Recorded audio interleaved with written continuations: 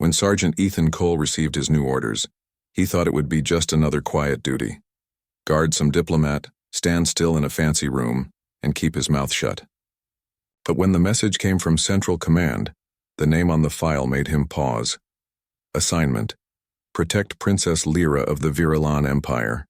He read it twice, thinking maybe it was a joke. The Virilans were not like humans. They were tall, graceful, and beautiful in a way that almost didn't seem real.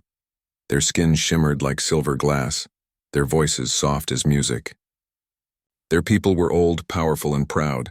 Humans were new to the stars compared to them, still learning to earn respect among the great empires.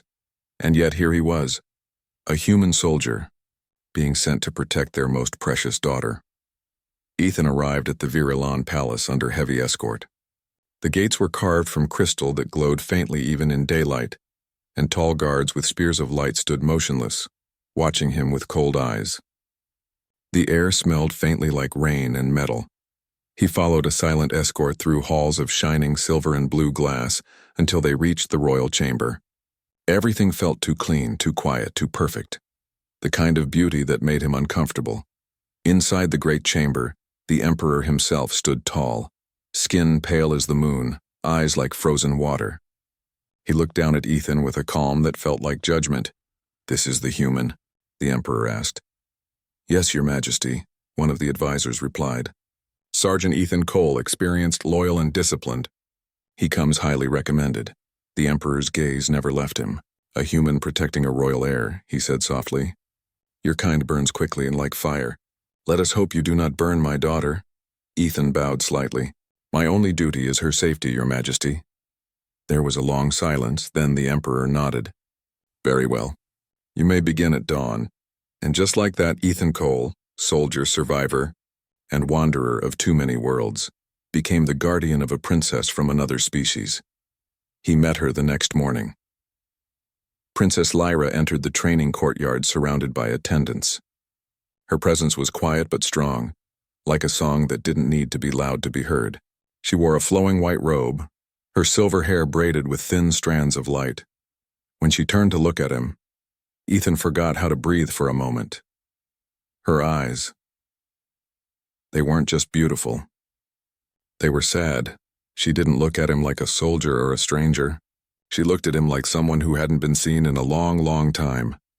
"So," she said softly, her voice carrying an echo that was almost like wind, "you are the human protector my father sent." "Yes, Your Highness," he replied quickly, standing straight. "You don't need to call me that," she said, turning her gaze toward the rising twin suns. "No one ever calls me by my name anymore." "Only my title," he hesitated. "Then, what should I call you?" She smiled faintly. "Lyra." The sound of her name felt strange on his tongue, too soft for a soldier's mouth. But she seemed pleased to hear it. Days turned into weeks. Ethan stood guard at her side during political meetings, banquets, and ceremonies that meant nothing to him. He watched as nobles bowed, whispered, and smiled behind fake masks. Lyra always sat quietly beside her father, saying nothing, her expression calm but her eyes always distant. He began to notice small things. How she avoided mirrors. How she walked slowly at night when no one was looking. How she sometimes paused near the window, staring out at the stars like she wanted to run away. Ethan was trained not to ask questions. But something about her silence pulled at him. She wasn't proud or arrogant like the stories said. She was lonely. One night, as he stood outside her chamber, the palace lights dimmed. The silence was deep. Only the hum of alien machines filled the air. Then he heard a faint sound, soft footsteps, then a door closing quietly. He turned sharply. The door to her room was slightly open. The room inside was empty. His heart jumped. "You've got to be kidding me," he whispered. The princess, his royal assignment, had vanished. He grabbed his scanner, following faint traces of heat through the hallway and down the garden steps. The twin moons glowed above the water, lighting a silver path, and there she was, sitting by the lake, barefoot, her feet in the glowing water, the reflection of the stars dancing on her skin. Ethan froze for a moment.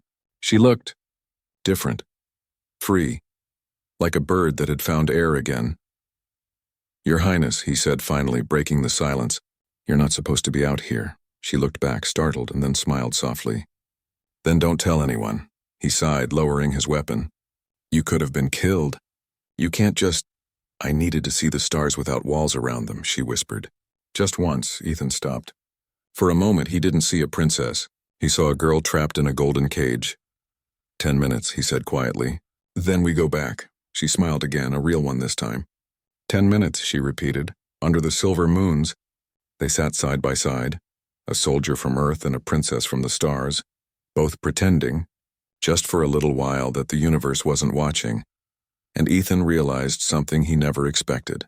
This mission wasn't going to be easy, because he was already beginning to care. After that night by the lake, everything changed between them, quietly, slowly. But surely Ethan still stood guard during the day, watching over Princess Lyra as she attended her endless meetings and ceremonies. She wore her perfect smile, spoke her careful words, and played her part as the shining daughter of the Virilan Empire. But when their eyes met, just for a second, he saw a spark there, a silent message, a shared secret. And at night she always found a way to escape. Sometimes she would sneak out through the hidden corridor behind her chamber. Sometimes she would trick the palace censors with an old code she somehow knew. And sometimes she simply walked past Ethan with that quiet confidence that made him forget how to breathe. He would always follow her, of course. That was his job. But now, instead of dragging her back, he walked beside her. One night they met again by the glowing lake where silver water reflected the twin moons. Lyra sat on the edge, dipping her fingers into the light, watching the ripples dance. "You always find me," she said softly. He smiled faintly. "That's what I'm paid for." "No," she replied, turning toward him. "You find me because you care." Ethan hesitated. "You shouldn't say things like that." "Why?" she asked, her voice curious, innocent in a way that felt dangerous. "Is it forbidden for a princess to speak to her guard?" "It's not forbidden," he said slowly. "But it's complicated." She looked at him for a long moment, her silver eyes reflecting the moonlight. "Everything in my life is complicated, Ethan, except when I'm with you." Her words struck him like a pulse. For a soldier who had fought in too many wars, who had lost too many friends, those simple words felt heavier than a weapon. He sat down beside her, unsure what to say. The night was quiet. The sound of the wind through the crystal trees was soft, like whispers. "On my world," she said, staring at the water, "the princess is never allowed to leave the palace without permission. Every movement, every smile, even every breath is watched. My father says I was born to lead, not to live." Ethan looked at her, seeing the pain behind her calm face. "Sounds like a prison." "It is," she whispered. "But when you're near, it feels a little less like one." He didn't reply. What could he say? He was just a soldier, one man among billions. She was a royal heir, untouchable, sacred. There was no space in the galaxy where they could belong to the same world, and yet, here they were, sitting together in silence, sharing the same stars. As nights passed, their secret meetings became more frequent. Sometimes they sat in the garden and talked about Earth. Lyra listened with wonder as Ethan told her about blue skies, real oceans, and how rain smelled like new beginnings. "I wish I could see it," she said one night. "To feel the rain." Ethan smiled. "It's not as pretty as this place, but it's real.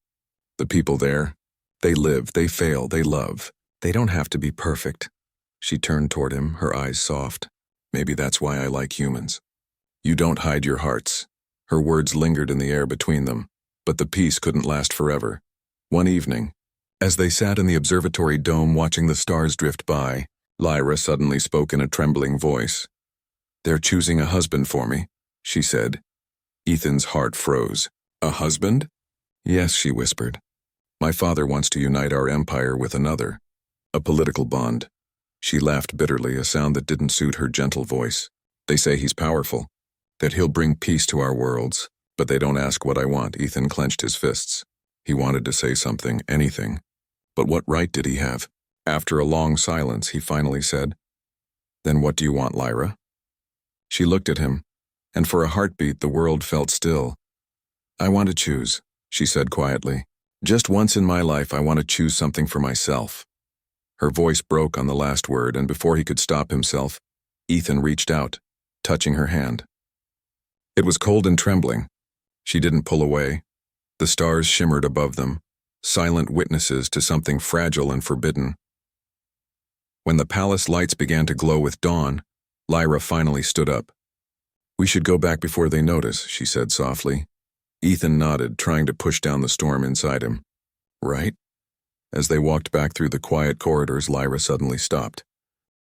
When the palace lights began to glow with dawn, Lyra finally stood up.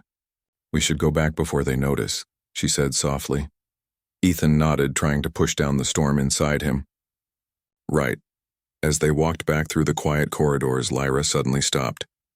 "Ethan," she said, her voice low, almost shy. "If I disappear one night, will you come find me?" He looked at her, confused but certain. "Always." She smiled faintly, a mix of sadness and hope. "Then maybe I'll have the courage to run."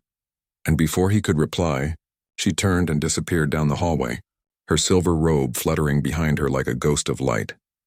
Ethan stood there for a long time, staring after her. He had promised to protect her, body and life. But he could feel something dangerous growing in his heart, something he wasn't trained to fight. Because somewhere between duty and dreams, he had started to care too much. Days passed, but the air around the palace grew heavier with every sunrise. The whispers had started, soft poisonous words carried through the marble halls. Some servants claimed the princess had been acting strange. Some guards noticed that her human protector spent too much time near her chamber, and some eyes were already watching. Ethan could feel it, the quiet tension pressing down on them both. He tried to act normal, to stand straight and silent like a soldier should, but every time Lyra walked past him, his heart beat too fast. Her calm mask fooled everyone except him. He could see the fear, the sadness, and the tiny spark of rebellion behind her silver eyes. One night she came again, this time dressed not in a royal gown, but in a simple gray cloak. She looked different, smaller somehow, more fragile. "Lyra," he said softly, surprised. "You shouldn't be here tonight. There are extra guards posted." "I don't care," she whispered, her voice trembling. "I needed to see you." He felt his chest tighten. "Why?" "Because I can't breathe in that palace anymore." She took a deep breath, her eyes glistening. "They've chosen him, Ethan. The council approved it today. I am to marry Lord Kalen of the Virellan Corps." Ethan's heart felt like it stopped for a moment. "When?" he asked quietly. "In 3 weeks." He wanted to shout, to argue, to say no, but he bit his tongue until he tasted blood. He was a soldier. He had no right to speak against the Empire, and especially not against her father's word. But still, the thought of her in someone else's arms made something burn deep inside him. Lyra's voice broke through the silence. "I don't love him, Ethan. I don't even know him. They say it will bring peace between the core and the outer colonies, but what about me?" He looked at her, the pain in her voice, the trembling in her hands. He couldn't stay quiet anymore. "You deserve better," he said firmly. "You deserve to live your own life." She looked up at him, tears shining in her eyes. "Then help me live it." He froze. "Lyra, please," she whispered. "Just tonight. Don't be my guard. Be my friend," he sighed, lowering his weapon. "You never make this easy for me."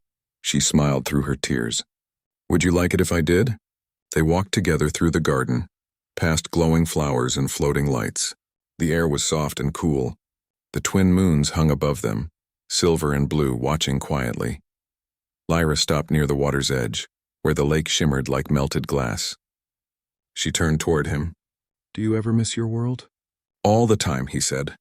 "But not the wars, not the noise. I miss the small things, the sound of rain, the smell of coffee, the laughter of people who have nothing but still smile." She smiled softly. "That sounds beautiful." "It was," he said. "You'd like it there." For a long time they stood in silence, just watching the stars reflect on the lake. Then without warning, Lyra stepped closer, close enough that he could feel her breath. "Ethan," she whispered, "do you ever wonder what would happen if we weren't who we are?" He swallowed. "All the time." Her hand reached up, brushing against his cheek. "Then just for tonight, forget who we are." His heart raced. "Lyra, if someone sees us, then let them," she said softly. "I'm tired of hiding." Before he could speak, she leaned forward and kissed him. It was soft, gentle, fragile, like a secret too heavy to keep. For a moment, time stopped. There was no empire, No orders, no difference between human and alien. Only two souls who had finally found something real in a world full of lies.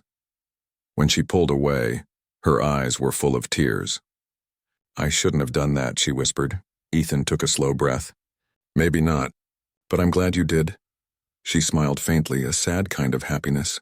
"You always say the wrong things at the right time." He laughed quietly. "Story of my life." They stood there under the stars, side by side, their hands almost touching.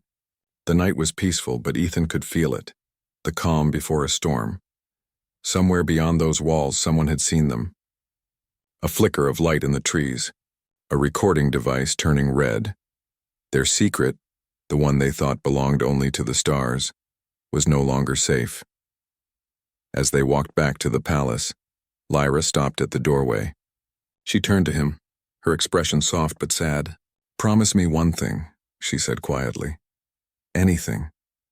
If they ever take me away, don't let them make you forget me."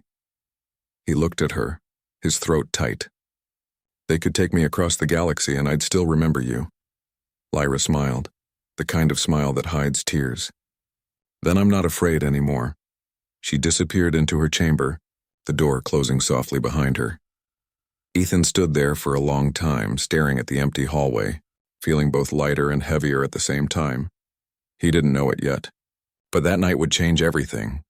Because love once seen cannot be unseen, and secrets once found never stay hidden for long. The next morning, the palace didn't feel the same.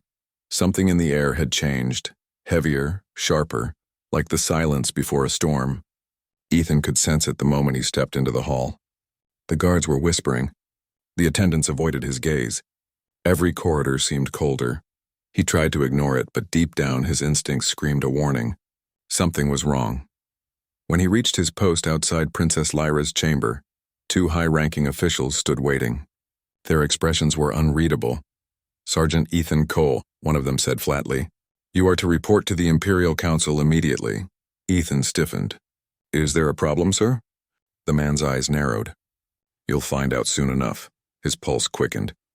He wanted to knock on Lyra's door, to see her face, to make sure she was safe, but they escorted him away before he could. The council chamber was bright and cold. A circle of noble faces stared down at him as he entered. The Emperor himself sat at the highest seat, his gaze like ice. At the center of the table, a hologram flickered to life. Ethan's heart sank. It was them. The image showed the garden under the moonlight, Lyra and him, standing close, her hand on his cheek. The moment before she kissed him, it played like a cruel memory for everyone to see. A wave of whispers filled the room. The Emperor raised a hand, silencing them. His voice was quiet but deadly. "Explain this, human." Ethan's throat felt dry. He could still hear his own heartbeat echoing in his head. "I have no excuse, Your Majesty. But I swear to you, I never meant any disrespect to your daughter or your house." "Disrespect?" The Emperor's tone turned cold. "You defiled her honor. You broke every law of trust between our species." Ethan didn't move. He took every word like a blade to the chest, but he didn't bow his head. "With respect, sir, she's not broken. She's more than a title. She deserves to live free." The Emperor's eyes darkened. "You dare speak of freedom when you've chained her to scandal?" Before Ethan could reply, the chamber doors opened. Lyra entered. Her gown was white, but her face was pale, her eyes red from crying. "Father, stop," she said, her voice trembling. "He didn't force me. It was my choice." The room went silent. Ethan turned toward her, shock and fear twisting inside him. The Emperor stood slowly, anger radiating from his calm face. "Your choice?" "Yes," Lyra said, standing straighter now. "You have chosen every moment of my life. For once I wanted to choose something for myself." Her words echoed in the room like thunder. The Emperor's voice was low. "You have shamed our bloodline. You are no longer a daughter of this house until you repent." Lyra's lips trembled, but she did not look away. "Then I will never repent." For the first time, the Emperor looked almost wounded. But his pride was stronger. "So be it," he said coldly. "The human is to be removed from this planet and forbidden from returning. And you, my daughter, will remain confined until the marriage ceremony." Ethan stepped forward. "You can't do that." Guards surrounded him, weapons drawn. "Enough," the Emperor shouted. "You have already done enough damage. Lyra cried out as they seized Ethan's arms. "No, please, Father, don't." Ethan struggled against the guards, his voice breaking. "Lyra, it's okay." "Don't fight them." She shook her head, tears streaming down her face. "You promised you wouldn't leave me." His heart shattered at her words. "I'm not leaving," he said. "They're just sending me away. But I'll find you again. I swear it." The guards dragged him out before he could say more. Lyra fell to her knees, her soft cry echoing through the marble chamber. Hours later, Ethan was escorted to the shuttle bay. His wrists were bound, his weapons stripped away. He could see the stars above the landing deck, the same stars they had watched together. A Viralan officer walked beside him, silent, but not cruel. "You should have known this would happen," the officer said quietly. Ethan gave a sad smile. "Yeah, but knowing doesn't make it easier." When he reached the ship, he looked up at the shining palace one last time. Somewhere behind those glowing walls, Lyra was locked away, alone again. He whispered to the stars, "Stay strong. Lyra, don't let them break you." As the shuttle lifted off, the city lights faded beneath him, and the planet turned into a silver-blue orb in the distance. He didn't know where they were sending him. He didn't care, because a promise had been made, and humans, for all their flaws, never forget the people they love. Ethan Cole may have been just a soldier, but in that moment he carried something greater than orders or honor. He carried a heart that refused to let go. And somewhere, far below, a lonely princess sat by her window, tracing the stars with her fingers, whispering the same promise into the endless night. "Find me again, Ethan. Please, find me again." The stars looked colder than ever. Ethan Cole sat inside the shuttle as it drifted through the darkness of space, far away from the glowing planet of Varela. His wrists were still bruised from the cuffs, and his mind refused to rest. The silence around him was heavy, too heavy. He stared out the window, watching the blue and silver world shrink into a dot. It felt like a piece of his soul was being pulled away with it. He told himself over and over, "You did your duty. You protected her." But deep inside, he knew that wasn't true. He hadn't just protected her.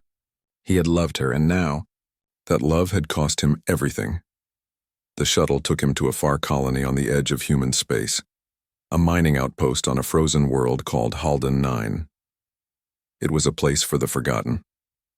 No cities, no sunlight, no laughter, only steel, snow, and silence. They gave him a small cabin near the mining station and told him to stay out of trouble. He was no longer a soldier, no longer part of any command, just a man with too many memories and nowhere to go. Days turned into weeks. Ethan worked with the miners, fixing machines, clearing tunnels, fighting to keep his mind busy. But at night, when the wind howled outside his window, he could still see her face, her silver eyes, her soft voice whispering his name. Sometimes he imagined her still locked in that cold palace, trapped behind golden walls. Sometimes he heard her laugh in his dreams, and for a moment it felt real again. But every morning, when he opened his eyes, the only thing waiting for him was the empty room. Back on Varela, Lyra's world had turned into a cage. Her chamber was now sealed with guards outside her door. The walls glowed with soft light, but the beauty felt cruel, like sunlight behind glass. Every day she sat by the window and stared at the stars. Somewhere out there she knew he was still alive. She could feel it. Her father visited her once, silent and stern. "You have shamed our house," he said, "but your marriage will heal the damage. It will bring peace." She didn't answer. She just looked at the stars. When he left, she whispered to the empty room, "Peace built on lies isn't peace at all." At night, she would trace Ethan's name on the glass with her finger. "You promised you'd find me," she whispered to the darkness. "I'm still waiting." Months passed. One evening, as Ethan worked near the mining field, an old comms terminal beeped weakly, a sound he hadn't heard in months. He wiped the frost off the screen and frowned. The signal was faint, half broken, but he could read the origin code. His heart nearly stopped. Virela transmission. Private channel. Royal Tower. His hands shook as he pressed accept. The screen flickered, static noise, and then her voice. "Ethan?" He froze. "Lyra?" The image was blurry, but he could see her faint outline, her hair, her face pale in the dim light. "They're watching me," she whispered. "I don't have much time." Lyra, how did you— I found a way into the palace network, she said quickly. Ethan, they're lying. The peace talks have failed.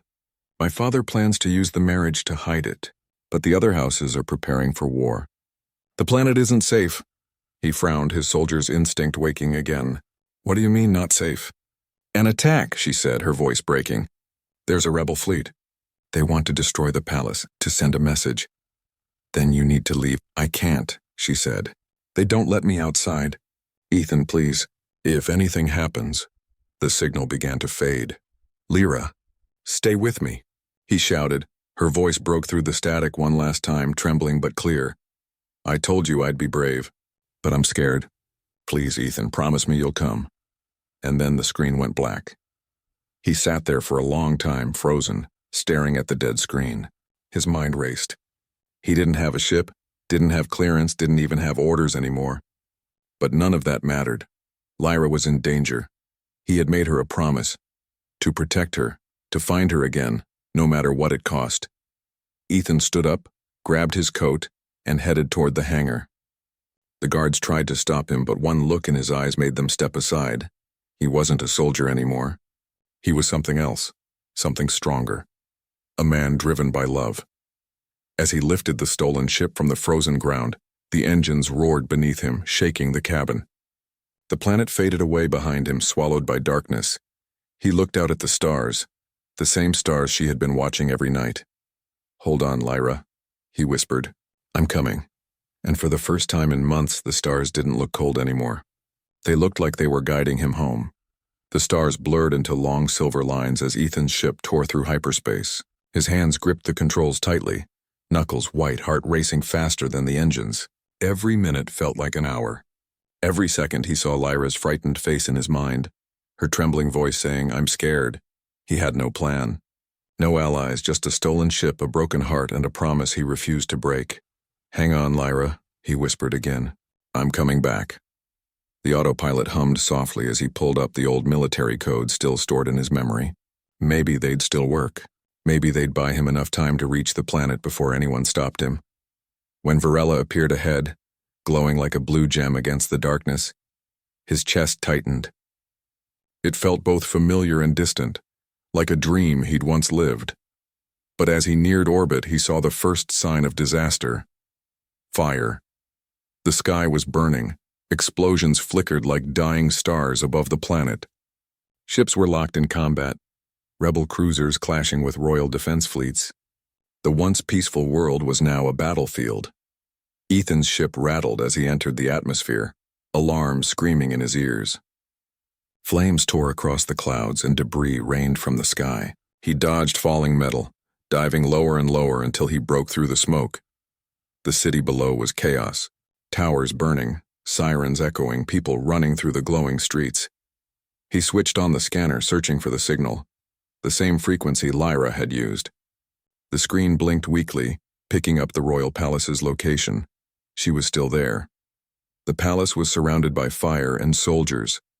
Half the walls were shattered and plasma blasts tore through the air. Ethan landed the ship behind a fallen bridge and ran through the smoke. The ground trembled under his boots, every step echoing with the sound of destruction. He moved like a ghost, slipping past guards, ducking under beams, his body moving on pure instinct. Every explosion reminded him how little time he had. When he reached the golden gates, he found them broken. The once beautiful entrance now lay in pieces, torn apart by the war. Inside the main hall, the smell of burning metal filled the air. Fallen statues of kings and queens lay shattered on the marble floor. The throne room was empty, except for the sound of distant crying. He followed it. Down the corridor. Through the smoke, he found her, Lyra. She stood near a collapsed pillar, her dress torn and her face covered with dust. Yet when she turned and saw him, her silver eyes widened, and not in fear, but in disbelief. Ethan, she whispered, her voice trembling. You came. He ran to her and pulled her into his arms. For a moment, everything else, the fire, the noise, the chaos, disappeared. He could feel her heartbeat against his chest, fast and real. I told you, he said, voice rough. I promised I'd find you. She smiled weakly, tears running down her face. I thought I was dreaming. You're not, he said. But we have to go. The rebels are here. The palace isn't safe. She nodded, glancing back toward the halls. My father. He refused to leave. He said he'd never run from his crown. Ethan looked at her with pain in his eyes. Then we'll save him too. They moved through the corridors together. Every wall shook as blasts hit the palace. Guards ran past, shouting orders, carrying the wounded. The air was thick with smoke and dust. When they reached the royal chamber, they found the king trapped beneath a fallen beam. Ethan rushed forward, lifting it with all his strength while Lyra helped him pull her father free. The old man looked weak, his robe torn, his crown bent. He stared at Ethan, the human he once called unworthy, with eyes full of shock and guilt. You came back, he said slowly. Ethan only nodded. We don't have time for words. We need to leave now. For a moment the king hesitated. Then he finally whispered, Take her. Keep her safe. Lyra grabbed her father's hand, tears in her eyes. No, I won't leave you. He smiled faintly. My time is done, my star. Yours is just beginning. Before they could say more, another explosion shook the walls. The king pushed Lyra toward Ethan. Go! He shouted. Go before it's too late. Ethan pulled her close and ran. The ceiling collapsed behind them, sending a wave of fire through the hall. They barely made it to the balcony when the entire throne room exploded. Lyra screamed, reaching back toward the smoke, but Ethan held her tight. There's nothing we can do, he said softly, his voice breaking. He wanted you safe. Tears streamed down her face as she looked back one last time. He's gone. Ethan looked up at the burning sky. Then we lived for him. He grabbed her hand and jumped from the balcony onto the ship below. The engines roared to life, lifting them into the stormy air. Behind them, the royal palace, once a symbol of peace and power, crumbled into fire and ash. As the ship soared into the night, Lyra leaned against him, sobbing quietly. Ethan held her close, staring at the ruins below. He had saved her, but at a terrible cost. And as the fires faded behind them, he realized something painful but true. Sometimes love didn't win by being easy. It won by surviving. The ship drifted silently through the dark, far from the burning world below. Varela was gone, hidden behind a blanket of smoke and fire. Inside the cockpit, Ethan sat beside Lyra. The soft hum of the engine was the only sound between them. Her eyes were red, her face pale, her hands trembling. She hadn't said a word since they escaped. He didn't speak either. There were no words strong enough for what they had lost. Finally, after what felt like hours, she whispered, It's gone. Everything. He looked at her gently. Not everything. Her silver eyes lifted to meet his. Then what's left? He reached out and touched her hand. You. For a moment the silence broke, not with words, but with understanding. She looked down, a tear sliding down her cheek. He trusted you, she said softly. He knew you'd save me. Ethan's chest tightened. I only did what I promised. Lyra nodded slowly. And what will you do now? He looked out at the stars, endless, shining, full of both beauty and pain. I don't know, he admitted. But I'll keep you safe. That's all I care about. Days passed as they drifted between systems. They found a small moon hidden in the edge of a nebula, quiet, untouched, covered in silver dust and glowing trees. It was beautiful, like something out of a dream. They landed there, far from warring kingdoms. Ethan built a small shelter using the ship's remaining parts, and Lyra helped him gather food from the glowing forest. Life was simple but peaceful. For the first time in years, neither of them felt watched or chained. At night, they sat outside the shelter, watching the stars rise above the horizon. The sky shimmered with colors, pink, violet, and gold, like the universe itself was alive. Sometimes Lyra would talk about her father, about the palace, about the people she once ruled. Her voice would shake and Ethan would listen quietly, his heart aching for her. Other nights they said nothing at all. They just sat together, sharing the silence, two souls who had lost everything but each other. One evening, as the twin moons rose above the hills, Lyra stood by the stream, her long hair glowing in the moonlight. Ethan watched her from a distance, realizing how much she had changed. She was no longer the lonely princess locked behind golden walls. She had become something stronger, a survivor, a fighter, a woman of her own choice. When she turned to look at him, she smiled softly. Do you ever regret it? She asked. He frowned slightly. Regret what? Saving me, she said. Losing everything for me. He stood beside her and looked at the flowing water. I didn't lose everything, he said quietly. I found you. Her eyes shimmered with tears. You always know what to say. He chuckled softly. No, I just tell the truth. She looked up at him then, her voice barely above a whisper. And what if one day I ask you to leave me? To build your life again? He turned to her, serious and calm. Then I'd say my life already began the moment I met you. Her lips trembled and she took a step closer. Ethan. He reached out, brushing her hair back gently. You don't have to say anything. But she did. She leaned forward and kissed him, softly like a promise written in starlight. For a moment, the whole universe felt still. No war, no duty, no distance. Just two hearts finding peace in each other. Weeks turned into months. They built a small garden beside their home. Lyra taught him how to grow the glowing plants of her world, and Ethan showed her how to light fires the human way. Sometimes they laughed, sometimes they cried, but every day felt like a gift they didn't deserve yet held close anyway. One night, Lyra looked at the stars and said, Do you think anyone remembers us? Ethan smiled faintly. Maybe. Or maybe they tell stories about the princess who vanished with her human guard. She laughed softly. And what do they say about him? That he was foolish enough to love her, he said with a grin. She leaned her head on his shoulder. Then I'm glad he was foolish. Years later, travelers spoke of a glowing moon deep within the nebula, a place where no warships dared to go. They said that sometimes when the sky was clear, you could see two figures standing beneath the silver trees, their hands entwined, watching the stars together. Some called it a legend.